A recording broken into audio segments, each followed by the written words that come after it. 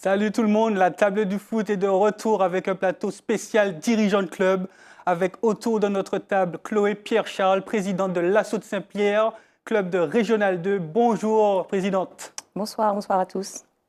Nous avons aussi Sophie Legros, présidente de la section football de la Gauloise de Trinité, club de Régional 3. Bonjour, présidente. Bonjour. Nous avons ensuite José Théodose, président de l'Espoir de Sainte-Luce, club de Régional 1. Président, bonjour, merci d'avoir répondu à notre invitation. Bonjour à toutes et à tous. Merci. Et puis enfin, Monsieur Franz Lamain, vice-président du RC Saint-Joseph et très attaché à l'équipe de football du club champion de titre de Martinique, en Régional 1, bien sûr. Monsieur Lamain, merci d'avoir répondu à notre invitation et puis je suis très honoré, en tout cas à titre personnel, de votre présence. Merci, Monsieur Larcher, et puis bonsoir à tous. Eh bien, on va vite commencer cette émission avec le thème 1, dirigeant de club, retour d'expérience. Alors, on va parler de votre quotidien d'une manière positive et négative. Monsieur Lamain, quelle est votre plus grande fierté, vous qui avez vécu en tant que dirigeant de club au sein du RC Saint-Joseph? Oui, Monsieur Larcher, vous me posez une question, mais je vais commencer par ce qui s'est passé la saison qu'on vient de terminer. C'est le titre de champion de Martinique et puis le travail qui a été fait au sein du RC Saint-Joseph, le travail qui a été fait par notre président, M. Éric Privat, qui nous a fixé une feuille de route. Et cette fierté, sans oublier notre comité aussi, parce que c'est du monde qu'on a qui travaille au sein du RC. Mais entre-temps, je vais vous énumérer d'autres personnes au sein du RC. C'est l'expérience qui m'a été le plus important de la saison dernière. Chloé Pierre-Charles, qu'est-ce qui pousse à s'engager auprès d'un club de foot et voilà, plus singulièrement en Martinique? Alors, vous avez en face de vous un homme, monsieur du football martiniquais depuis de longues dates. Qu'est-ce qui pousse à s'engager? Je pense que c'est l'envie surtout qu'on met vis-à-vis de nos jeunes, puisque les jeunes, c'est le football de demain. Et c'est vrai qu'il y a un bel engagement à faire dessus. C'est beaucoup de plaisir à accompagner les jeunes, à les voir s'épanouir. Et je pense qu'aujourd'hui, c'est une grande fierté pour moi de m'engager, surtout avec les jeunes. Président de l'Espoir de Sainte-Luce, José Théodose, excusez-moi. Même question, qu'est-ce qui pousse un dirigeant de club, un président à s'engager pour plus singulièrement un club de foot en Martinique? Alors, bonsoir tout le monde. Donc, en fait, contrairement aux autres, je ne suis pas président du foot, je suis président de l'Espoir, donc foot et volleyball. Oui. Voilà, c'est la première chose. Je suis tombé dans l'Espoir tout petit. Donc, si l'Espoir a été créé en 1947, c'est le volleyball. Le football a vu le jour, la section football a vu le jour en 1964. Et comme je vous dis, je suis né là-dedans, c'est mon papa qui a créé la section foot. Il est resté président de 1964 à 1970. Mon frère a pris le relais. Moi, j'ai connu tous les postes à l'Espoir de Sainte-Luce. Ça fait plus de 40 ans que je suis à l'Espoir de Sainte-Luce. J'ai commencé par joueur, après ça, entraîneur des jeunes. Quand je suis plus dirigeant, il n'y avait que les cadets juniors. J'ai créé la section minime, la section pupille, la section poussin, du tout de M. Jazz, donc ça remonte à loin. Après ça, j'étais entraîneur des seniors en année 90-91. Puis, j'ai eu une cassure, parce que je n'étais pas d'accord pour l'entente Mounizy FE puis Mounizy Espoir, comme mon ami. Vous n'étiez pas le seul, je pense. Nana, voilà. Et puis je suis revenu en 2022, j'ai fait commission foot senior, assesseur, vice-président, et puis je suis président cette année. Donc c'est le choix du cœur, en fait. Le choix du cœur et puis l'amour des jeunes. Parce que moi, je me suis toujours occupé des jeunes. D'accord. Sophie Legros, qu'est-ce qui vous a le plus marqué depuis que vous êtes à la tête du club de la Gauloise de Trinité? Eh bien, c'est prendre la mesure, je pense, de l'engagement des Trinitéens. C'est vrai que jusqu'à présent, jusque-là, je m'occupais vraiment du développement du football féminin au sein du club, oui, avec l'équipe féminine. Vous êtes toujours gardienne, il me semble. Alors, accessoirement, effectivement, j'ai plusieurs casquettes, j'avoue. C'est une passion, le football, donc l'engagement est tout entier, donc je m'investis à 100%. Et effectivement, je suis présidente, joueuse et aussi cadre technique. Donc, j'ai plusieurs casquettes au sein du club. Et ce qui m'a vraiment marqué, c'est la confiance que m'ont porté les Trinitéens parce que je ne suis pas de la commune. Donc, Du coup, ça m'a beaucoup touchée, puisque en vrai, c'est eux qui ont voté pour moi, en fait. On va dire ça comme Et ça. du coup, tout ça donne une force pour se battre pour le club. Oui, tout à fait, parce que en fait, quand on vous donne une certaine confiance et qu'on vous a adopté, en fait, hein, voilà, on vous dit, ben, c'est vous et pas pas quelqu'un d'autre. Bon, ça vous met un petit peu la pression aussi, mais quelque part, c'est une certaine fierté de dire que bon, on va œuvrer pour les jeunes, on va faire le travail et de s'impliquer à 200%, c'est ma philosophie. Donc, et ils sont là avec moi. La condition sine qua non, c'était que j'y aille pas seul. Et l'ancien président Moïse Charles m'a fait confiance et m'a lancé en prenant sa retraite footballistique. Et les membres qui sont avec moi aujourd'hui, ben, écoutez, le rendent bien, et me le rendent bien, je leur rends bien aussi, donc à nos jeunes surtout, et ce que nous voulons faire au niveau de la Gauloise aujourd'hui. On va revenir. D'ailleurs, dans cette émission, Monsieur Lamain, qu'est-ce que vous retenez comme expérience la plus formatrice depuis que vous êtes au RC Saint-Joseph et vous êtes présent pour les footballeurs de la En commune? fin de compte, c'est le travail du terrain. C'est-à-dire que je suis quelqu'un de terrain et je me trouve avec les joueurs, les personnes qui entourent le club. Et c'est ça qui m'apporte qui m'apporte le mieux au sein du RC Saint-Joseph. Mais il n'y a pas une situation où vous vous êtes dit ah ouais, j'ai bien appris? Ah oui, j'ai beaucoup appris. C'est-à-dire que lorsque je suis arrivé au RC, Oui. c'était Madame Joseph et Monsieur Joseph qui était présent, qui a fait beaucoup au sein du RC Saint-Joseph. Après, Monsieur Privat est arrivé et avec un comité, parce que moi je ne viens pas du football, hein, je viens autre part de la discipline. Vous venez d'où exactement? Du judo. Judo. Oui, Ok. du judo. Alors, Bon, là, on va parler foot. Et là, on parle de foot. Mais j'ai beaucoup appris. Et lorsque je dis beaucoup appris, c'est en faisant des erreurs que j'ai appris. Mais justement, voilà, quelles sont les erreurs que vous avez commises durant votre C'est-à-dire que parcours? lorsque je suis arrivé, je ne savais même pas faire une feuille de match. D'accord. Parce que je suis arrivé et lorsque je suis arrivé, M. Joseph, qui faisait tout au niveau de l'organisation des matchs, il a été malade et j'ai repris comme ça. Et puis au fur et à mesure, j'ai appris, d'autres personnes m'ont appris. J'ai eu aussi d'autres personnes, d'autres clubs qui m'ont apporté leur concours. Je pense à M. Marron, Michel Marron, Ah oui, de l'Aiglon de la de Montagne. l'Aiglon de la Montagne, qui m'a appris énormément de choses. D'accord. Et c'est pour ça, et ça m'a permis d'apprendre. Jusqu'à ce jour, j'apprends toujours. Hein. Tous les jours, Oui. j'apprends. Heureusement. Oui, tous les jours, j'apprends. Et ça nous a permis d'aller un petit peu plus loin. Et j'ai encore à apprendre.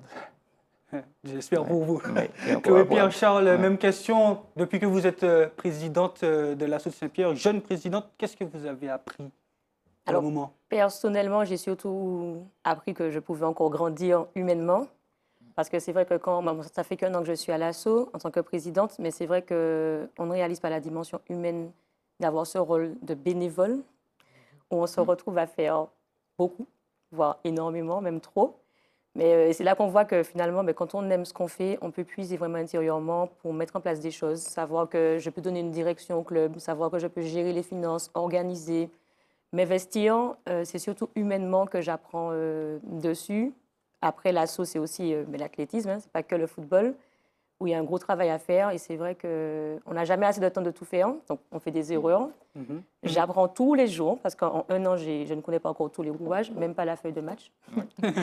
Mais j'apprends énormément, mais c'est surtout humainement que la passion aujourd'hui s'est dévoilée. D'accord. Bon, maintenant, on va parler un petit peu plus du négatif, hein, des choses moins drôles dans le rôle, dans cette casquette de président de club, présidente et président de club. José Théodose, qu'est-ce qui est le plus difficile à gérer quand on est président de club de foot? Eh bien, il y a beaucoup de difficultés. Hein. Il y a le manque de bénévoles. Il y a manque de moyens financiers.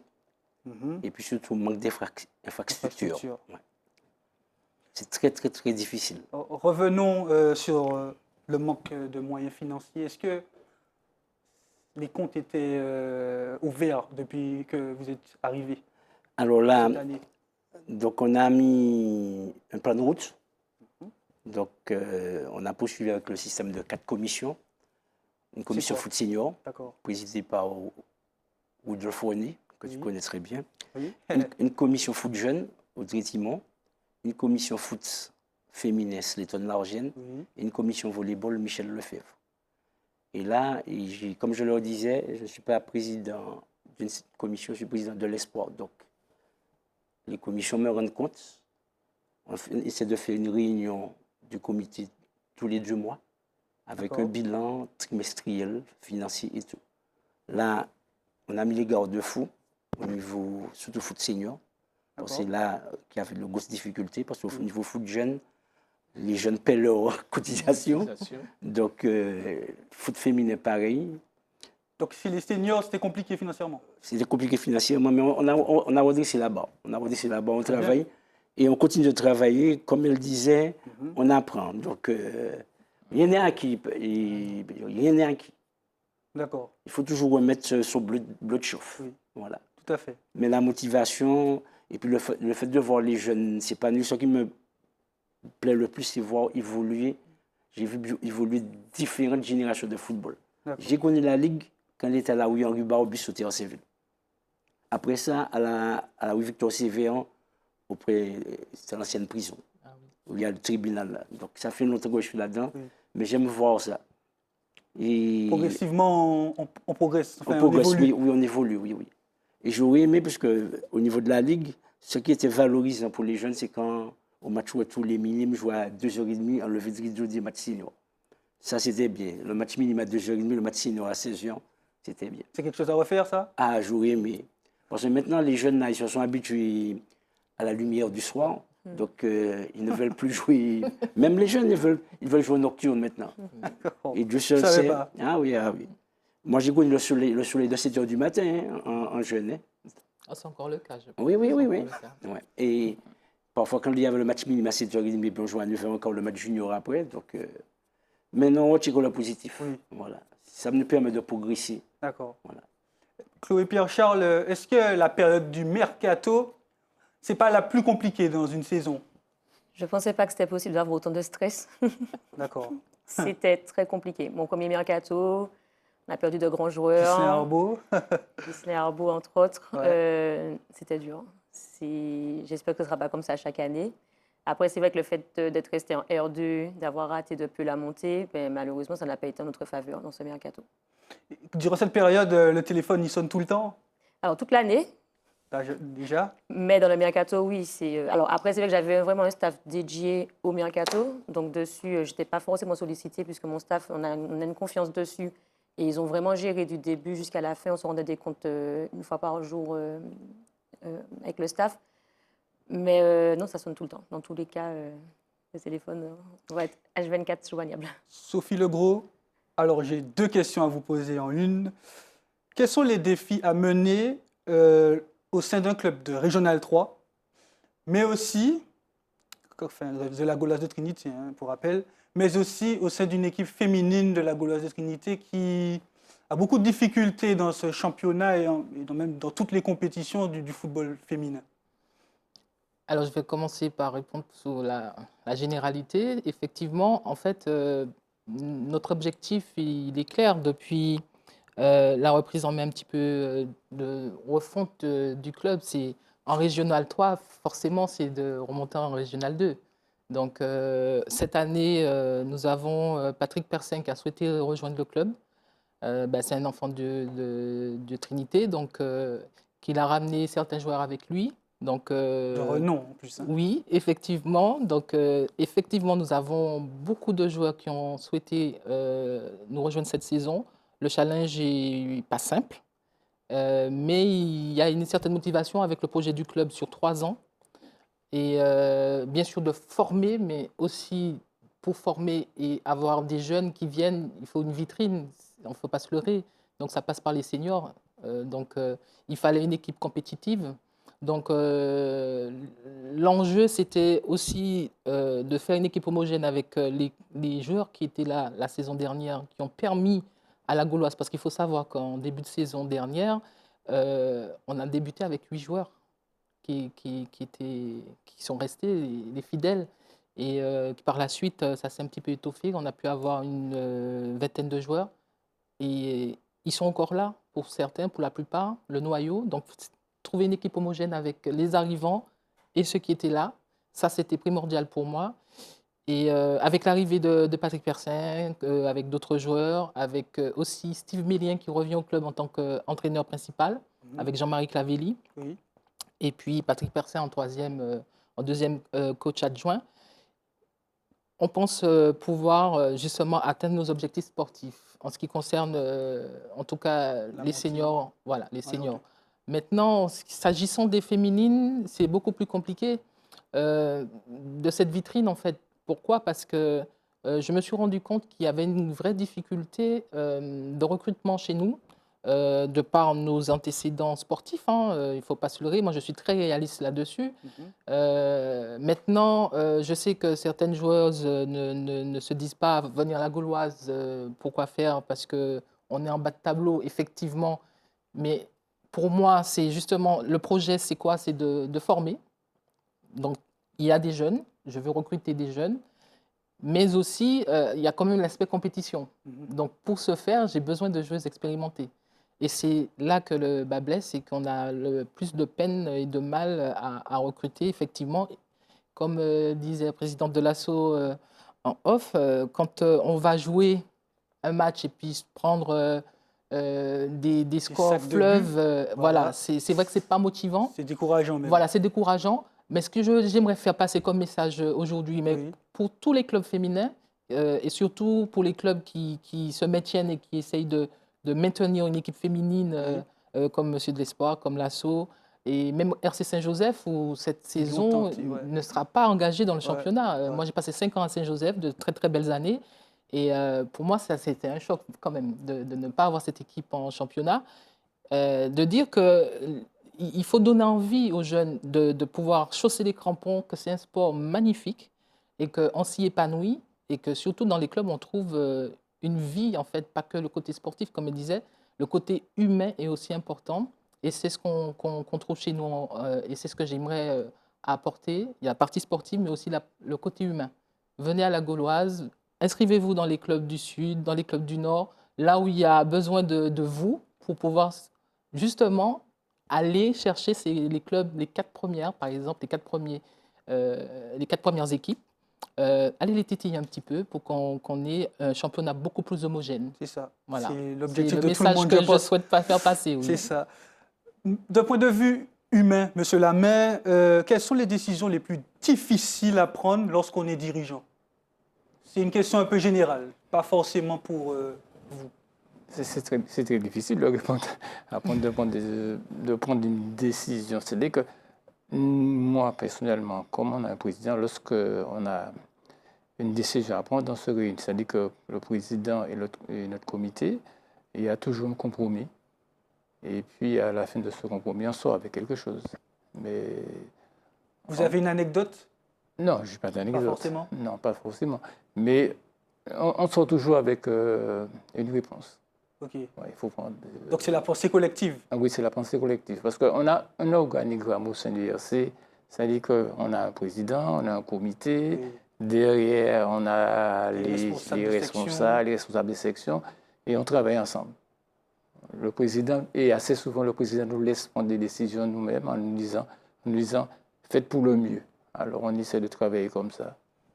Chloé Pierre-Charles, de votre court vécu, quelle est la décision la plus difficile à prendre en règle générale, d'un point de vue humain? Je n'ai pas encore assez de recul, mais de mon petit vécu, je pense que ça a été le départ de mes joueurs. Ce n'était pas une décision de mon fait, mais je pense que ça a été la plus grosse émotion de la saison. D'accord. Même question pour vous, José Théodose. Qu'est-ce qui est le plus difficile? Eh bien, La décision à prendre qui est la plus difficile. Bon, je n'étais pas président à cette époque, mais j'ai très mal vécu le départ de notre ancien entraîneur. Donc en fait, c'est les départs en gros. Ben oui, Voilà. on s'attache. D'accord. On s'attache à ça. Donc votre ancien entraîneur de tête, c'était monsieur Dimontil. Desmontil. Là. Voilà. Ouais, ah ouais, Mais c'est ouais. pas tellement Ce le. départ-là, il C'est était pas tellement drastique. son départ, mais c'est tout ce qu'il y a La eu manière. après la manière. Ouais. Voilà. Tout ce qu'il y a après les on dit, les n'ont pas dit, les gens qui rapportent, qui colportent. Ça épuise mentalement. Exact, ah oui, très. Comme à la période de mercato. La période de mercato, c'est la période charnière où on n'a pas d'argent, on n'a pas rentré d'argent, il faut débourser. Débourser pour ne pas faire. Il faut être fin, hein. Débourser pour empêcher les beaux joueurs de partir et débourser pour recruter. Mais j'espère que les joueurs et les joueuses nous entendent, nous écoutent, nous regardent, parce que bon, voilà, effectivement, c'est pas évident. J'aimerais revenir quand même, bon, c'est une question générale à tout le monde. Comment pourriez-vous qualifier vos relations avec vos municipalités et la Ligue? Moi, personnellement, avec la municipalité, ça va très, très bien. Le service de sport, lorsqu'on a besoin de quelque chose, on a le directeur technique qui écrit, on a une réponse, on a non seulement une réponse, mais on se rencontre, on discute. Au niveau de la Ligue, ça va très, très bien. À la Ligue, on voit les employés de la Ligue. Lorsqu'il y a un problème, on règle le problème avec les employés de la Ligue. Bon, lorsqu'il faut aller un petit peu plus haut, on voit un des responsables de la Ligue. Lorsque je dis responsable de la Ligue, c'est le comité de la Ligue, des personnes qui font partie du comité de la Ligue. Mais je dirais plutôt, les problèmes se règlent avec les employés de la Ligue. D'accord. Ouais. Sophie Legault. Alors, concernant la municipalité, alors moi je mettrais un bémol, pas par rapport des relations à proprement dit, mais surtout par rapport aux infrastructures. Alors, Je vais au monde des Est. Là. Voilà, je vais le dire vraiment avec toute la responsabilité qui m'incombe. La décision de fermeture du stade, alors pour des raisons de sécurité, hein, la commission de sécurité a émis des avis défavorables, mais sans concertation avec les associations sportives de la commune, peut-être qu'on aurait pu trouver un moyen ou une façon de pouvoir quand même accéder au stade sans pour autant nous mettre en danger et mettre en danger forcément les licenciés du club. Là, ça, je le déplore. Maintenant, aujourd'hui, sur la commune de Trinité, il y a deux clubs. Il y a L'Oréal de Tartane, il y a la Gauloise, et la Gauloise avec toutes les composantes de la Gauloise. Donc, ça veut dire toutes les sections omnisports que comporte la Gauloise. Et en cela, ça a été très compliqué, surtout la saison dernière. Nous avons passé une année, comme vous dites, voilà, il y a le mercato, il y a plein de choses, il y a la partie financière. En plus, il fallait gérer ce manque d'infrastructures parce que les terrains n'étaient pas en état, il n'y avait pas d'éclairage, il y avait pas mal de difficultés. Donc, la mairie, partenaire privilégié, certes, sauf que vous savez, dans l'administration, les choses prennent énormément de temps pour se faire. Nous étions dans l'urgence et nous avons passé une saison pratiquement à faire du bricolage. Ça, je le déplore. Maintenant, cette saison, la mairie nous a entendus et on espère que les choses vont avancer, que les travaux vont se faire et on va pouvoir avoir des infrastructures qui permettent à nos jeunes de s'épanouir dans les meilleures conditions possibles. José Théodose, au niveau de Sainte-Luce. Donc au niveau de Sainte-Luce, on a de bonnes relations, on peut dire de bonnes relations avec la municipalité. Le maire actuel, c'est un ancien président de l'Espoir. Oui. Donc il connaît le football, contrairement à d'autres. Et il y a un climat de confiance. Il est attaché aussi au football. Oui, il vient sur un match de mes présents. Il a même fait sa carte de volontaire. D'accord. Voilà, donc le seul truc qu'on a à déplorer, c'est bon, c'est peut-être pas, ça ne dépend pas de la municipalité, c'est que le terrain du bas du bout, on devait s'entraîner, a pris du temps, mais il y a eu un problème d'entreprise aussi. Depuis des années, ça. Ça fait 18 mois, oui. D'accord. Donc, mais à ce qu'il paraît, d'après les dires, ce sera livré la semaine prochaine, dans 15 jours. Parce que nous nous entraînons sur le terrain de Trois-Rivières, les U13, les U15, les U17, les U19, plus les seniors. Et pour les jeunes, là, ce n'est pas évident. Hein. Ils sont beaucoup bien formés, donc problèmes tendineux, problèmes musculaires, chevilles. Donc, tandis que, heureusement que le terrain d'en haut, des U6 jusqu'au U11, ils s'entraînent sur le stade d'honneur. Mais en même temps, on ne veut pas trop s'entraîner sur la stade d'honneur pour ne pas l'abîmer, parce qu'il ne faut pas oublier qu'il y a 2 clubs à Saint-Plus aussi. Oui. Il y a le FFP Montérégie et l'Espoir de Saint-Plus. Mais sinon, la municipalité répond présent à toutes nos demandes, donc voilà. Parfois ça fait même déjà lourd. Donc, Et à Saint-Pierre, du coup, dans le nord Caraïbe, au niveau de vos la mairie, mais ça se passe très bien, de très bonnes relations avec la municipalité. Le maire est très à l'écoute de nos besoins. Le maire est ses responsables aussi. Maintenant, le plus gros dossier qu'on va prendre en main cette année, c'est l'éclairage. Parce que là, j'ai dit à la mairie qu'il faut vraiment qu'on puisse avancer dessus. Tout prend du temps, c'est normal. Mais je serai particulièrement en relation très étroite avec la mairie pour que le dossier de l'éclairage puisse avancer, puisque, comme a dit monsieur, tout le monde veut jouer en nocturne. Et Oui, pour tout à la fait. caisse aussi, la nocturne, c'est très bénéfique pour nous. Donc, c'est clair. j'espère qu'à court terme, on aura un éclairage. vous avez parlé Mais- d'éclairage, mais il y a la toiture aussi. Je mets la priorité sur l'éclairage avant. D'accord. Tout à fait. Il y a des Parce que priorités. l'année effectivement. dernière, là, j'ai pris une belle pluie. Au Oui, long du mon match petit féminin. Alors, on parapluie. rentre dans notre thème 2. C'est exactement ce que je voulais qu'on parle, hein, des visions, des perspectives pour les saisons à venir. Donc, on a parlé d'éclairage, de toiture. Est-ce qu'il y a un autre sujet à améliorer en Martinique, au sein de vos communes? Alors. Trinité et Saint-Joseph. Je laisse Moi, monsieur le maire. c'est notre terrain qui est en travaux. C'est ça qui nous permet de faire Donc, de jusqu'à quand, monsieur le maire? Pour le moment, je ne sais pas. D'après la mairie, ce serait peut-être fin octobre, début novembre. Mais bon, on attend. On n'est pas... je dirais plutôt, on est pressé. Ah ben oui. Je dis, on est pressé. Mais bon, Le RC Saint-Joseph et le Golden il y a- Lion aussi. il y a 2 clubs. Il ne faut pas oublier qu'il y a le Golden aussi, qui subit aussi la même chose que nous. Alors, ce qui fait, bon, dès que le terrain va être prêt, on va travailler dessus. Hein. On va voir. On a l'éclairage. Bon, maintenant, c'est le terrain. Mais on peut s'entraîner. On a le terrain annexe que les 2 clubs peuvent partager. Mais bon, ça va. Sophie Legros, quelle est la valeur ou l'idée principale que vous voulez insuffler au sein de la Gauloise de Trinité? Alors, je sais aussi que vous avez un projet pour les jeunes. Est-ce que vous pouvez nous en dire plus? Alors oui, bien sûr. C'est-à-dire que nous, pour nous, le développement du football, quel qu'il soit, la pratique au féminin ou au masculin, ça va passer par nos jeunes. Donc, pour moi, il est important de mettre l'accent et les moyens, que ce soit financiers, humains, sur ces sections-là, ces catégories-là.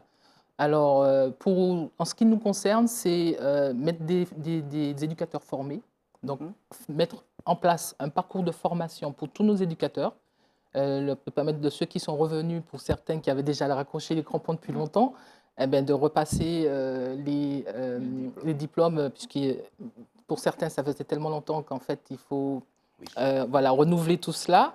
Et puis, la nouvelle génération n'est pas du tout la même. Donc, il y a une nouvelle sorte de management à avoir. Donc, ça passe par la formation. Ensuite, ça passe aussi par la communication. Pourquoi la communication? C'est hyper important parce que bien souvent, même les parents, il faut quand même qu'ils aient une idée de ce que fait le club, où le club veut aller. Et ça, c'est vrai que souvent, il n'y a pas tellement de considération pour les parents. On dit, venez vous inscrire votre enfant, ils vont faire du foot. Il faut avoir quand même une vision claire et pour les parents, savoir où on veut emmener leurs enfants, même si c'est pas pour avoir une carrière de footballeur, mais au moins qu'ils aient une vision sur du moyen à long terme de ce que nous voulons insuffler à leurs enfants. Alors ça, c'est une deuxième chose sur la communication. Et puis surtout sur le côté humain, alors, qui est très important chez nous, parce que moi, je me dis que bon, c'est bien de faire du sport, c'est bien de venir dans un club, mais si c'est pour venir, on pratique et puis on repart chez soi, ça n'a pas tellement d'intérêt.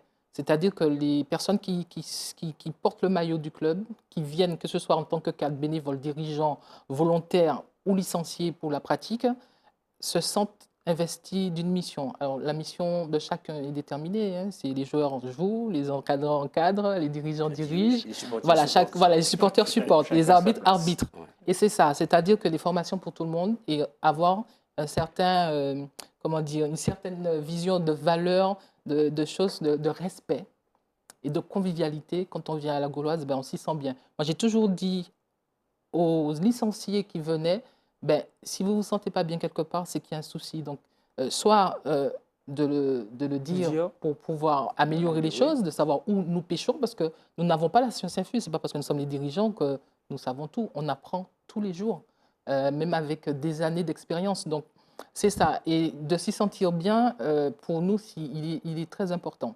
Donc, c'est ces valeurs-là que nous voulons donner, insuffler, et en espérant qu'on y arrive. On fera des erreurs, mais le plus important, c'est de pouvoir corriger les erreurs que nous faisons et d'avoir assez de recul pour pouvoir le faire, surtout. Chloé Pierre-Charles, quelles seraient les valeurs de l'ASSO à court terme et puis sur le long terme? Mais surtout le respect. C'est vrai qu'on a des jeunes aujourd'hui, on parlait de génération.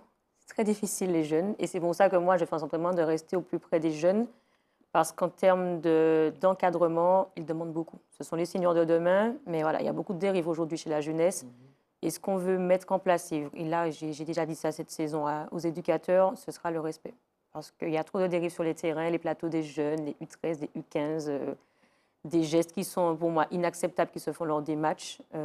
Moi, c'est en priorité le respect. Avant le résultat, avant le sportif, je veux du respect. Déjà entre nous, au sein du club, mais surtout envers l'adversaire.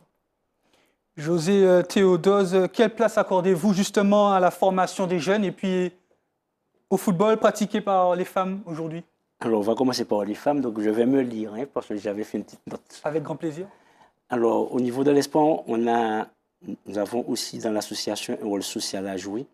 Nous formons des sportifs, mais avant tout des femmes et hommes de demain. Je profite de l'opportunité qui m'est donnée pour saluer l'implication de toutes ces femmes, quel que soit leur statut dans les clubs, qui s'investissent de plus en plus dans le football martiniquais. Leur dynamisme, leur sens du détail est une plus-value pour l'activité. C'est ce que j'avais dit. C'est un très beau communiqué. Voilà. Concernant les jeunes, j'en ai discuté avec le responsable de la commission. Je lui ai donné comme mission, il faut qu'on récupère notre label 3F. Ah, parce que vous l'aviez perdu? On l'a perdu parce qu'on n'avait pas assez de jeunes féminins. Ah, c'est important, voilà, les jeunes filles. Parce que le problème qui se pose à Saint-Luce, c'est qu'il y a doublons. Ils s'entraînent avec l'espoir, mais ils sont à la PG Academy. Ah oui, oui. Voilà. Et on a près d'une quinzaine d'enfants, dont des filles, qui sont partis à l'éveil. Mais on peut faire les deux, privé et public. Voilà. Donc, ils sont partis à l'éveil. Donc, on a perdu près d'une bonne dizaine de filles. Donc, là, on est en train de remettre le bleu de chauffe, faire de la communication pour recruter des filles dès les U6. Avoir des filles en U6, en U7, en U9, toutes les sections. Et c'est ce qui nous va nous permettre de reprendre le label. D'accord. Mais j'ai vu évoluer plusieurs générations. Heureusement que je n'ai plus entraîneur de jeunes. Les jeunes de maintenant ne sont pas faciles. Ils ne sont pas faciles. Bon, ça c'est la première chose. Je me rappelle des équipes de jeunes. Nous, je n'avais pas à passer. Ils sont arrivés à 5h du matin, à 5h30, j'étais déjà auprès du bus. Hein. Si on jouait à Casse-Pilote, par exemple, eh bien, 6h30 déjà à Casse-Pilote. Hein. Là, il n'y avait pas besoin de réveiller. Maintenant, tu dois passer de maison en maison, appeler, voilà. Donc, mais ça motive, ça motive. Hier, j'étais à l'entraînement. Je montais d'abord sur le terrain voir les U6, U11 et après U13, U17. Mais ce qui me plaît, c'est qu'il y a maintenant des parents qui suivent, qui s'impliquent. Donc, ça nous encourage, ça nous encourage. Sophie Legros, est-ce que vous pourriez, au sein de la Gauloise de Trinité et puis d'une manière générale, les clubs de football en Martinique, féminins, est-ce que vous pourriez être en capacité de gérer des équipes féminines au futsal, en plus du foot à 11? Ça va être très, très compliqué. Et même chez les garçons aussi, vous n'avez pas d'équipe futsal chez les garçons? Non, c'est volontaire. Alors, pour ma part, enfin, en tant que présidente, alors, le futsal, bien au contraire, c'est une porte d'entrée pour le foot à 11 aussi. C'est très technique, c'est un autre football, mais ça peut amener, puisqu'on a besoin de moins de joueuses, donc ça peut amener au foot à 11, justement, commencer beaucoup plus tôt. Parce que c'est le combat que nous avons aussi à la commission féminine, c'est de faire commencer plus tôt, comme pour les garçons, dès 6 ans, avec des parts forcément de la mixité, mais à long terme, des équipes complètement féminin. Pour le foot salle, c'est déjà compliqué, par exemple, pour un club comme nous, d'avoir des joueuses pour l'équipe à 11. Donc, faire une équipe futsal supplémentaire, je pense que là, le défi serait un peu trop grand, le costume serait un peu trop grand pour moi. Pour la Gauloise. Oui, franchement, je pense qu'on sera mieux à même de bien faire sur un type de football. Et ensuite, si vraiment les choses nous sourient, qu'on devient comme peut-être le RC Saint-Joseph de l'époque, à gagner, avoir des joueuses pléthoriques, et à ce moment-là, et envisager effectivement de faire une équipe spécifique futsal pour qu'elle puisse s'épanouir plus facilement dans un championnat, puisque effectivement, il n'existe pas, à part le championnat senior féminin, pour l'instant, on veut mettre ça en place au niveau de la Ligue, des championnats de jeunes de U12 à U17, U18 pour leur permettre d'évoluer et de pratiquer.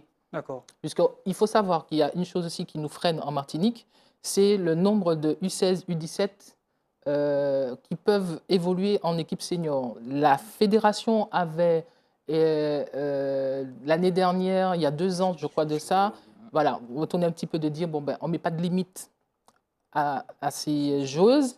De la spécificité des Outre-mer, qui est plus compliquée par rapport à l'hexagonal, qui est revenu dessus. Donc, on est limité à 3 U17 et 3 U16. Donc, effectivement, ça nous amène aussi peut-être à faire un championnat spécifique pour ces jeunes.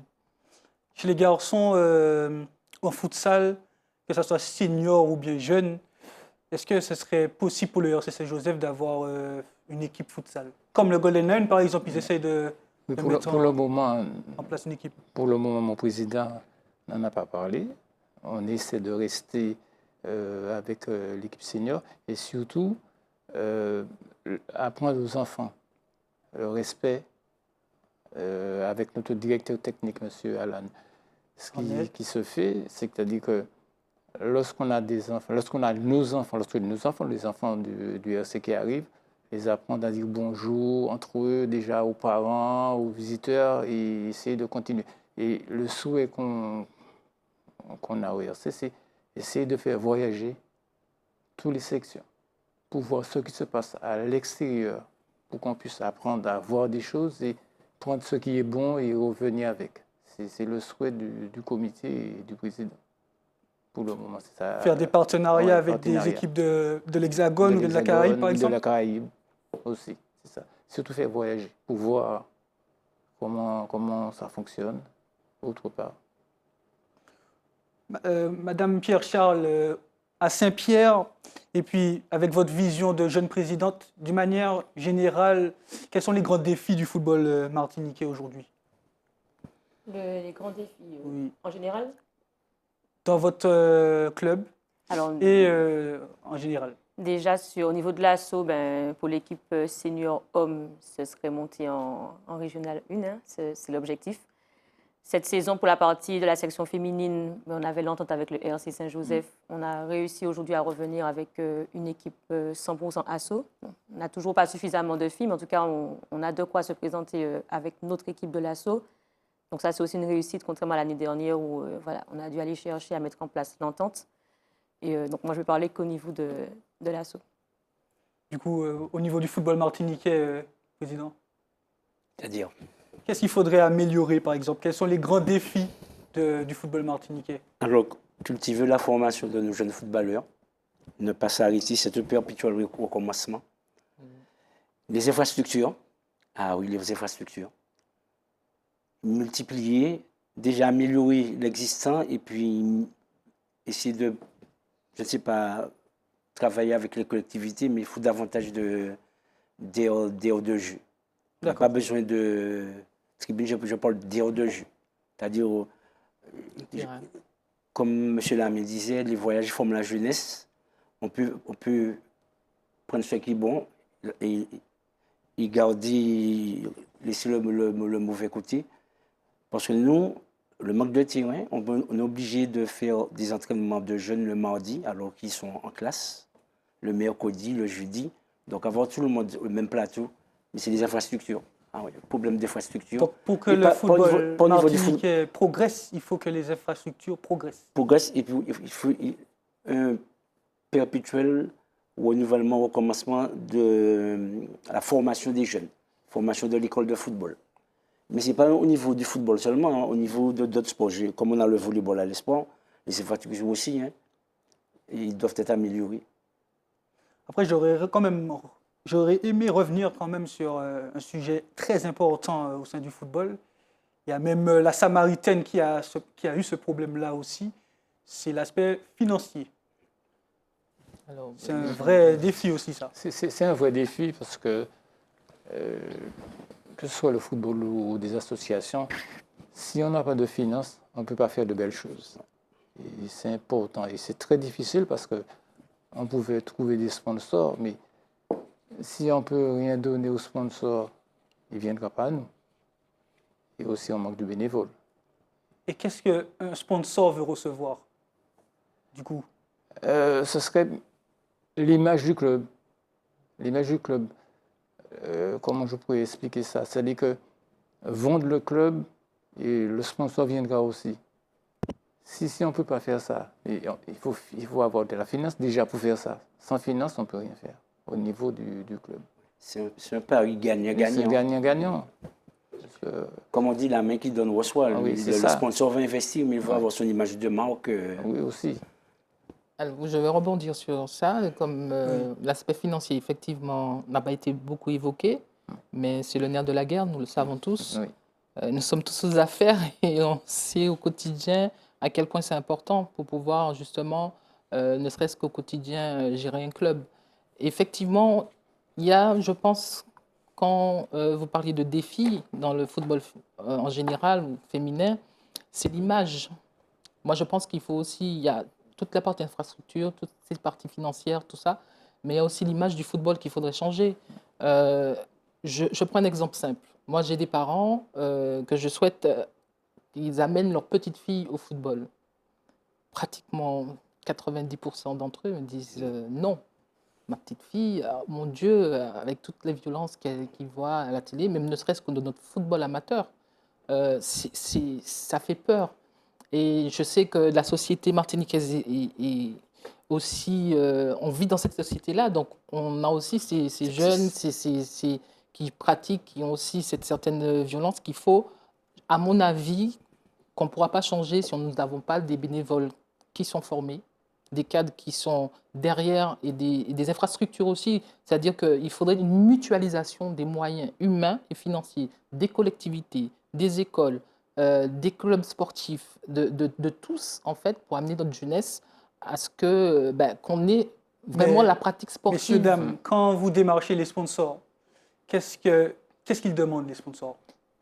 Eh bien, là, en général, c'est que la question des valeurs? Oui, alors il y a la question des valeurs, il y a aussi la question de qu'est-ce que ça va me ramener, en fait, de m'associer, d'associer mon image à votre club. Donc, quelles sont vos valeurs? Déjà, il y a une question de valeurs. Okay, et puis, il y a aussi le côté aspect sportif.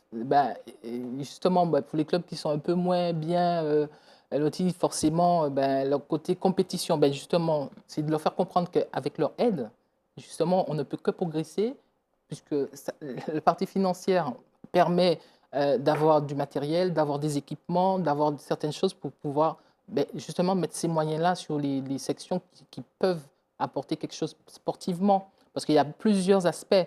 Il y a les seniors, c'est sûr, qui vont avoir une certaine vitrine, qui vont être vus à la télé, qui vont peut-être, on pourra monnayer certaines choses. Mais il ne faut pas oublier aussi les générations qui arrivent, les catégories plus jeunes où il y a déjà de la compétition, les U13, les U15, les U17.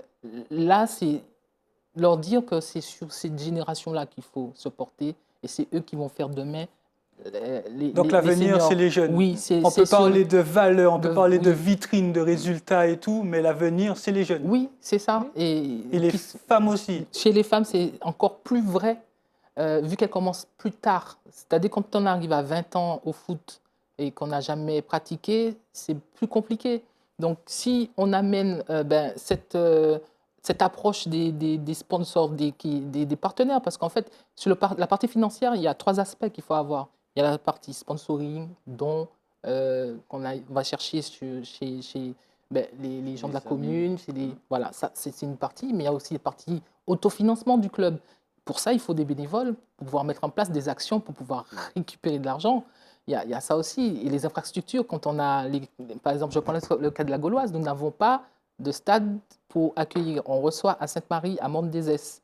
Donc, ce n'est pas évident de faire le bar, ce n'est pas évident de faire des manifestations dans un stade qui ne, ben, voilà, où on n'est pas pratiquement chez nous. Ils veulent bien nous accueillir, mais on ne peut pas disposer comme on le voudrait. Donc, pour l'autofinancement, les sponsors, les dons, et puis aussi la partie subvention, qui est très compliquée à aller chercher. Pour certains clubs qui ne sont pas forcément structurés, il faut monter des dossiers, il faut avoir des personnes derrière qui sont là pour pouvoir ben, les faire, et puis surtout avoir les bilans financiers qui sont ficelés à la fin de chaque saison. Donc, ce n'est pas évident. Donc, ces trois aspects-là, il faut du monde pour ça. Et il faudrait tout, mais vraiment sur tous les aspects, vraiment, mais travailler sur Est-ce que du côté du sud de la Martinique et du nord Caraïbes, il y a cette difficulté pour démarcher les sponsors, les convaincre, et puis, comme elle a dit, hein, Madame Legros, est-ce qu'il y a suffisamment de bras pour faire tout ce travail-là? Alors, il y a un autre problème qu'on n'a pas évoqué, Oui. c'est le problème où personne ne veut payer le match. Même moi, je ne l'ai pas posté, ce problème-là. Bon, parce que je donne un exemple, et parfois, je constate à Sainte-Luce, on peut avoir 500, 600 personnes et puis tu as 18 entrées payantes. D'accord. Déjà, je parle de ce quoi beaucoup de lycéens ne veulent pas payer. Et comme on leur dit, vous aidez, c'est une contribution au club. C'est pas pour nous, une contribution au club, surtout pour les jeunes qui viennent. On avait 120 jeunes l'année dernière, école de football. Et c'est cet argent-là accumulé sur plusieurs matchs. Heureusement qu'on a la buvette qui fonctionne pas mal. Mais sinon, des marchés, les sponsors vont vers ceux qui gagnent. D'accord. Voilà. Madame Pierre-Charles, c'est ça? Mais les sponsors aussi sont beaucoup sur le centre, hein, forcément. Je prends le cas de Saint-Pierre, on n'a pas beaucoup d'industries, on n'a pas de grandes entreprises. Donc, même si on va faire du démarchage, on va chercher des sponsors, on sera beaucoup plus limité que les grands clubs comme le RC, les Glons, le Golden, etc.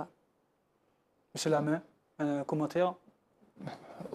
Je disais tout à l'heure, au niveau des sponsors, c'est vraiment difficile.